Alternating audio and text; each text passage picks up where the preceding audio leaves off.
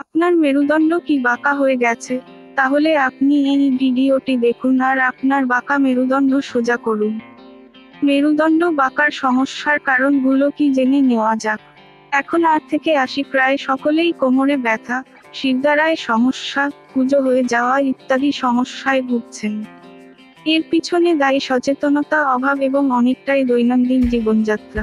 ছোটবেলায় অনেক সময়ই বাচ্চারা ভুল ভঙ্গিতে বসে। সঙ্গে রয়েছে ভারী স্কুল ব্যাগ। অভিভাবকেরা যথা সময়ে সচেতন হন না। ফলে সে অভ্যেসই দীর্ঘকালীন সমস্যার জন্ম দেয়। তাছাড়া সময়ের সঙ্গে বদল এসেছে আমাদের কাজের ধরন, রুটিনে। বিকেল হলেই মাঠে যাওয়া, খেলাধুলো, দৌড়ঝাঁপ, সাঁতার, ক্রিকেট বাদ দিয়েছে অনেক দিন। এখন চেয়ার টেবিলে ঘাড় গুঁজেই সময় কাটে অধিকাংশের। ফলে যেমন শারীরিক ভঙ্গিতে আসছে বিকৃতি, তেমনই দেখা দিচ্ছে নানা গুরুতর সমস্যা। এখন এর সমাধানের উপায় হলো, সমস্যা গুরুতর হলেও এর সমাধান কিন্তু সহজ। চিকিৎসকের পরামর্শ তো বটেই, সঙ্গে নিয়মিত শারীরচর্চা অনেকাংশেই মুক্তি দিতে পারে।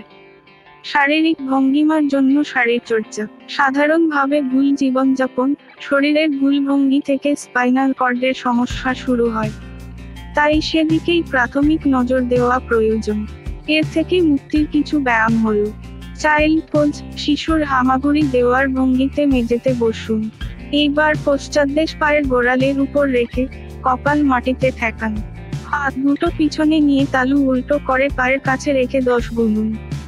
রোজ অন্তত 5 সেট করুন এই ব্যায়াম। হাই প্ল্যাঙ্ক, প্রথমে উপুর হয়ে মাটিতে শুয়ে পড়ুন। এবার 2 পায়ের পাতা এবং হাতের তালুর ভরে শরীরটাকে মাটি থেকে উপরের দিকে তুলুন। লক্ষ্য রাখবেন, হাঁটু এবং কনুই যেন ভাঁজ না হয়। উপর বা নিচে নয়, দৃষ্টি রাখুন একেবারে সোজা। এই অবস্থায় 15 গুনুন। তারপর 10 সেকেন্ড বিশ্রাম নিয়ে আবার করুন। সাইড প্ল্যাঙ্ক, একইভাবে মাটিতে ডান পাশ ফিরে শুয়ে পড়ুন। এবার ডান পা এবং ডান হাতের উপরে ভর দিয়ে শরীরটা উপরের দিকে তুলুন। বা পা সমান্তরালভাবে ডান পায়ের উপরে রাখুন। বা হাত রাখুন তার উপর। এই অবস্থায় 10 গুনুন। 5 সেকেন্ড বিশ্রাম নিয়ে অন্য পাশ ফিরে করুন।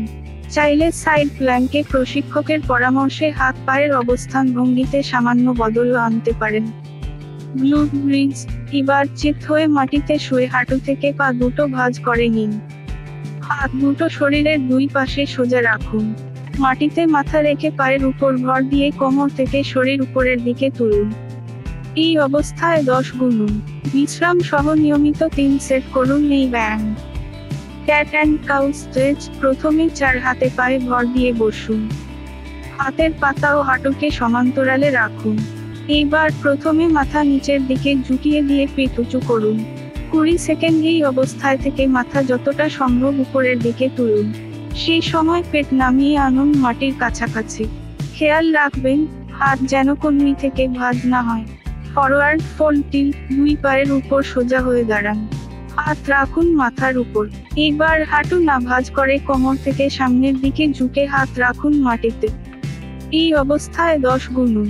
দিনে 3 থেকে 4 সেট করতে পারেন এই ব্যায়াম।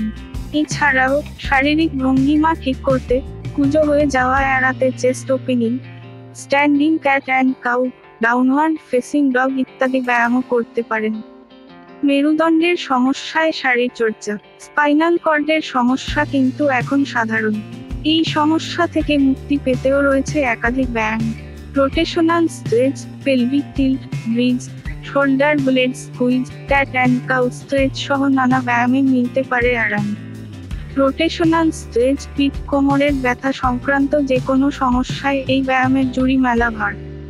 প্রথমে 2 পা ফাঁক করে, 2 হাত দিকে প্রসারিত করে দাঁড়ান। এবার ডান হাত দিয়ে ডান পায়ের পাতা স্পর্শ করুন। বা হাত তখন রাখুন কাঁধ বরাবর উপরের দিকে। আপনার দৃষ্টিও রাখুন বা হাতের দিকেই। ঠিক 2-3 সেকেন্ড এই অবস্থায় থেকে এবার বিপরীত দিকেও একই কাজ করুন। এছাড়াও শুয়ে, বসে, দাঁড়িয়ে তো বটেই অন্য নানা ভঙ্গিতেও এই স্ট্রেচ করা সম্ভব। পেলভিক টিল্ট, প্রথমে মাটিতে চিত হয়ে শুয়ে পড়ুন। এইবার কোমর মাটিতে রেখে এক এক করে 2 পা মাটি থেকে তুলুন। কোমরের সঙ্গেই সমকোণে পা ধরে থাকুন 10 সেকেন্ড। হাত রাখুন দেহের 2 পাশে। এবার ডান পা নামিয়ে দেহের সঙ্গে সমান্তরালে রাখুন 5 সেকেন্ড। ডান পা তুলে বিপরীত পায়েও একই পদ্ধতি অবলম্বন করুন। নিয়মিত 10 মিনিট এই শারীরচর্চা করুন। শোল্ডার ব্লেড স্কুইজ, মাথা ও কোমর সোজা করে দাঁড়ান। কাঁধের দুপাশে কনুই থেকে ভাঁজ করে হাত রাখুন। হাতের তালু কাঁধের সমান্তরালে, অপেক্ষা করতে বলার ভঙ্গিতে রাখুন। এবার 2 কাঁধকে টেনে ধরুন পিছনের দিকে। 10 সেকেন্ড এইভাবে ধরে থাকুন। 5 সেকেন্ড বিশ্রাম নিয়ে পুনরায় একইভাবে করুন। চিন টু চেস্ট স্ট্রেচ, এই শারীরচর্চার শুরুতে মাথা রাখুন সোজা।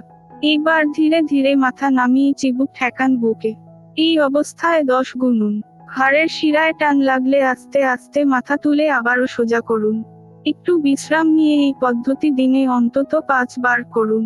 এছাড়াও bridge, cat and cow stretch, abdominal curl ইত্যাদিও করতে পারেন। শারীরিক ভঙ্গিতে ত্রুটি বা স্পাইনাল কর্ডের সমস্যা থেকে মুক্তি পেতে চাইলে প্রাথমিক পর্যায়ে নিয়মিত অন্তত 45 মিনিট অবশ্যই করতে হবে শারীরচর্চা। পরে তা বাড়ানো যেতে পারে। সঙ্গে প্রয়োজন সচেতনতারও। আমার মতে, ভারী ব্যাগ, বইয়ের পাতায় মুখ গোজা জীবনযাপন বদলানো অসম্ভব। আগের মতো এখন আর বিকেলে মাঠে খেলতেও যায় না কেউ। তবে বয়স বাড়লে, একবার কুঁজো হয়ে গেলে, মেরুদণ্ডের সমস্যা শুরু হলে বা শারীরিক ভঙ্গিতে সমস্যা দেখা দিলে তা মেটানো কঠিন। তাই অল্প বয়স থেকেই যদি নিয়মিত শারীরচর্চা করা হয়, তাহলে এ সমস্যা কিন্তু অনেকাংশে এড়ানো সম্ভব হবে। তবে মেরুদণ্ডের সমস্যায় শারীরচর্চা করার ক্ষেত্রে বিশেষ সতর্ক থাকা প্রয়োজন। নয়তো ভুল শারীরচর্চায় যন্ত্রণা কমার বদলে বাড়তে পারে।